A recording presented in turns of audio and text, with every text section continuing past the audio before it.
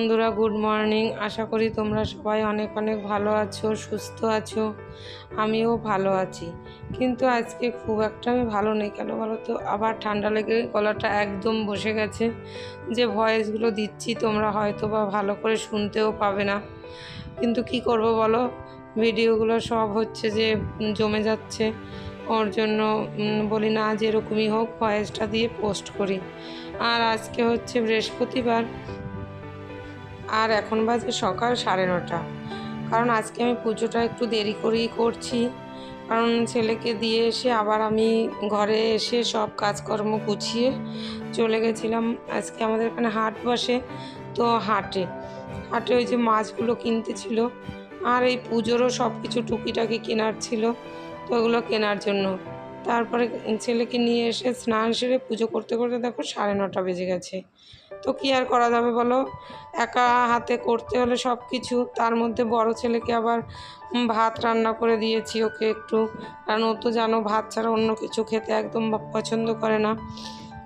তো ওর জন্য ওকেও খাবারটা বলে দিয়ে দিই, আমি পুজো করতে বসলে অনেকটাই দেরি হয়ে যাবে। আর ছোট ছেলেকেও এসে খেতে দিয়ে দিয়েছি, দুজনকেই খেতে দিয়ে দিয়েছি। তাহলে কি বলো তো, কোনো আর চিন্তা নেই যে এই মা খেতে দাও বলবে। তো তারপরে পুজোটা আর কি বলো তো, সুস্থ মনে করা যায়, কোনো কিছু তাড়া থাকে না। আর বইটাও ধরো বৃহস্পতিবার অনেকটাই সময় লাগে, বইটা একটু পড়ে নিতে হবে ওর জন্য। আর দেখো আমার ঠাকুর ঘরটাও ছোট, কিন্তু কত ফুল ফুটে এখন যেন বর্ষাকালটায়। এত ফুল দেওয়ার মতো কোথাও জায়গা নেই। আর আমার ঠাকুর ঘরে তোমরা দেখতে পাচ্ছ দুটো শিব ঠাকুর, আর সবাই ভাববে যে ঘরে দুটো শিব ঠাকুর একই সিংহাসনে, কিন্তু এই যে আমার ছোট ছেলে, ও কোনো মতে শুনবে না, ওকেও শিব ঠাকুর বসাতে হবে আমার আছে মানে। কিন্তু কি করব বলো, ওর জন্য দুটো শিব ঠাকুর। আর পুজো সেরে আমি দেখো চলে এসেছি রান্নাঘরে। তো রান্নাঘরে যে মাছ এনেছি, মাছগুলো কেটে নিয়েছিলাম স্নান করার আগেই। তো পমফ্রেট মাছ, পার্শে মাছ আর চিংড়ি মাছ, আর এদের গাজর, পেঁপে আর টমেটো আর শসা। কেন আর বেশি কিছু আনি না বলো তো, বলি না তোমাদের প্রত্যেক দিন আমি সকালবেলা ছেলেটাকে যখন ছাড়তে যাই তখন বাজার বসে, আর বড় করেই বাজারটা বসে। তো ওখান থেকেই বাজারগুলো আমি কিনে নিই প্রত্যেক দিন। আর শুধু শুধু এনে বলো ফ্রিজে রেখে কী লাভ। তো এমনি টাটকা সবজি খাওয়াই ভালো। আর এদিকে বড় ছেলে রান্না করতে দেখি, মা আমগুলো কেটে দাও। আর এই আমগুলো না একটু কাঁচা কাঁচাই খেতেও ভালোবাসে, পেকে গেলে আর খাবে না। তো ওকে আমগুলো আমি কেটে দিয়ে তারপরে রান্না করতে আরম্ভ করে দিয়েছি। এই দেখো মোচার ঘন্ট করবো আজকে, আর পমফ্রেট মাছ আর ডাল করব, আর কিছু রান্না করব না।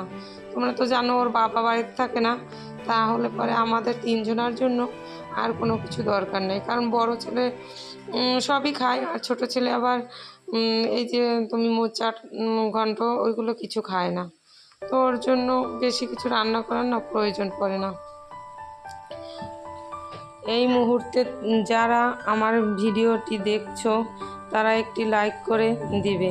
আমার ভিডিওর কোনো অংশ যদি তোমাদের ভালো লেগে থাকে কমেন্ট করে জানাতে ভুলবে না। এই ধরনের ভিডিও যদি আরও দেখতে চাইলে আমার চ্যানেলটাকে সাবস্ক্রাইব করে রাখতে পারো।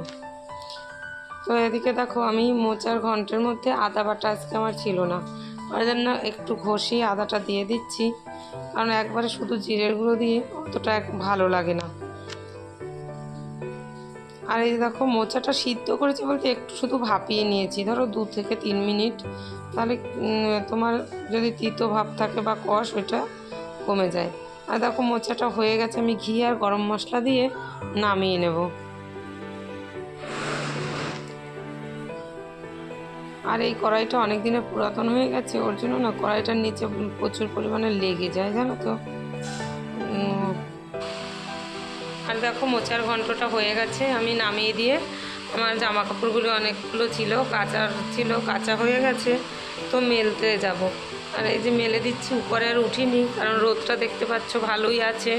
আর এই দেখো ছেলে কী করলো বলো তো, আমার যে গেট খোলার আওয়াজ পেলো সঙ্গে সঙ্গে বেরিয়ে চলে যাচ্ছে ওই যে জেম্মার বাড়িতে।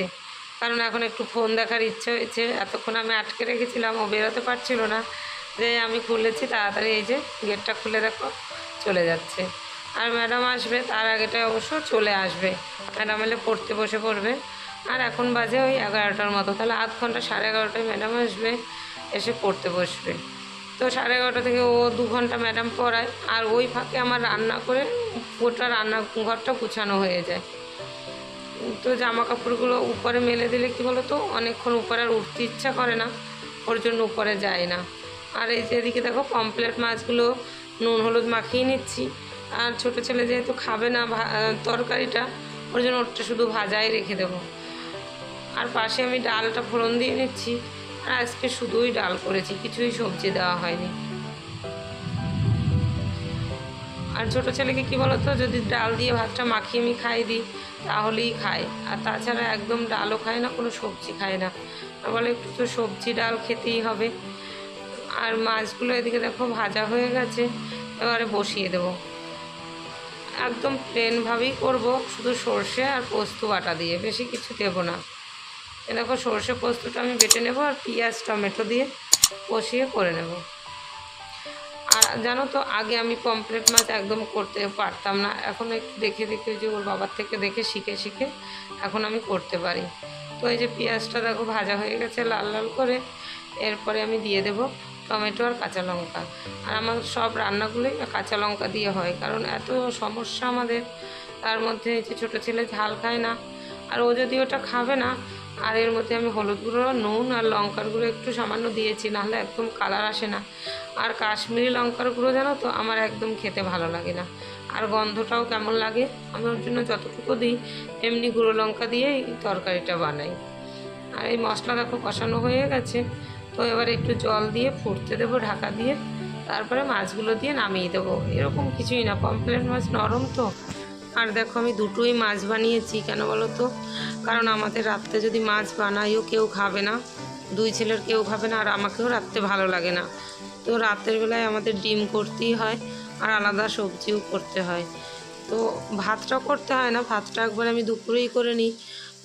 আর মাছ সবজি তরকারি ওগুলো কিচ্ছু খাবে না, তো রাতে একটু ভাজা আর ডিম করতে হয়। আর এদিকে দেখো আমার এই যে রান্না হয়ে গেছে, আর সোনাকে খেতে দিয়ে দিয়েছি। মাছ ভাজা দিয়েও ভাত নিয়ে বসে পড়েছে, নিজেই খাবে যতটা পারে, তারপরে আমি খাইয়ে দেবো। আর ওকে নিয়ে প্রচুর সমস্যা জানো তো, একদম খাবার কোনো সবজি ডাল এগুলো খেতেই চায় না, জোর করে খাওয়াতে হয়। যদি ফোন দিতাম তাহলে খেত, ফোন নেই তো ওর জন্য খেলো না। আর খাওয়ার পরে দেখো বৃষ্টি নেমেছে, একটু আষাঢ় মাসে এতদিনে এই বৃষ্টি হচ্ছে। তো ভিডিওটা বন্ধুরা এখানেই আমি শেষ করছি। তোমরা সবাই অনেক অনেক ভালো থেকো, সুস্থ থেকো।